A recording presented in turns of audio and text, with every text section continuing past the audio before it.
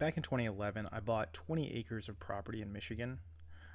When I bought this, I wanted something that I would have that wouldn't depreciate and ultimately give me a place to hunt for years to come.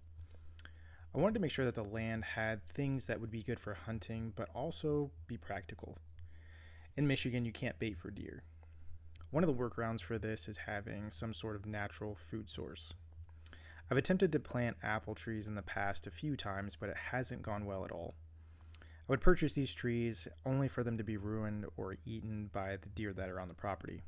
So this year I wanted to take a different course of action. I wanted to make sure that I'm proactive in making sure that these trees last throughout the years. So I took a look into how I could protect these trees without me being at the property full time. I stumbled across solar electric fences. I found some pretty good reviews on the Zareba, pretty sure I'm saying that right, ESP10M. So this solar charger claims to hold charges for about 2 weeks without direct sunlight and can keep large animals out of places. So I figured I'd give it a try. So now that I have that, I did some research on what kind of conductor that I wanted to use.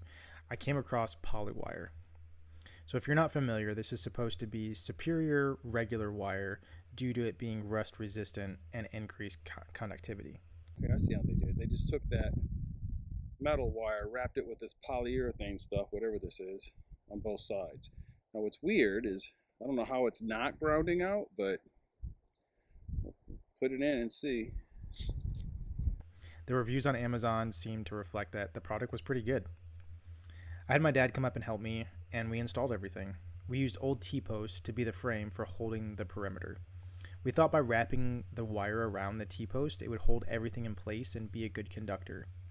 Later on, we found out that it ended up just grounding out the whole system. I had to come back up later and install plastic T-post insulators. Along with that, we also installed 2 ground rods. This worked out really well because what my dad was telling me is that I guess the more ground rods we have, the better the system overall would end up being. I ended up putting 4 of the insulator clips on each T-post, and then I'm just going to wire the new poly wire through that. So with the insulator clips there, it shouldn't be grounded out. All our clips are up, and so next we have the poly wire electric fence to put up. So taking those clips really didn't take that long. It was actually really quick.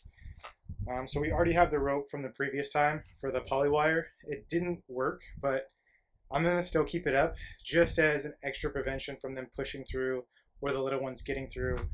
That should just be an extra barrier. So I'm going to put these on and we'll see how it goes. I also went out and got another ground clamp.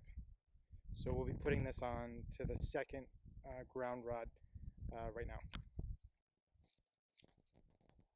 So there's wires in this thread, and I have to pull back all of the wires, or all of the thread to get to the wire. So I think the last time we did this, there's 6 pieces of metal in each one of these strands. So as long as I have 6, I should be good. From here, I'm just taking those 6 strands of wire and I'm wrapping them around the positive source right there. And then there's 2 metal washers that you're supposed to make sure that it's in contact with. And then after that, all you have to do is just add in the plastic piece on the bottom so that it stays connected. We have our meter here, and we're going to see if this takes at all.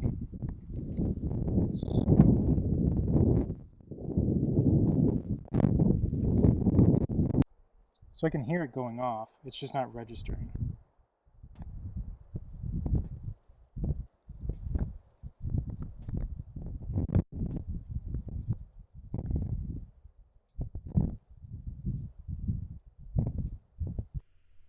This is footage from before because I didn't take any after footage, but it looks like we do have some electricity going through the poly wire and everything's going good so far. So the next time I go up to the property, I will give you guys an update. But if you guys have any tips or tricks of anything that I should have done differently, please let me know in the comments because I can always improve this. Again, thank you guys for tuning in, and I'll catch you in the next video.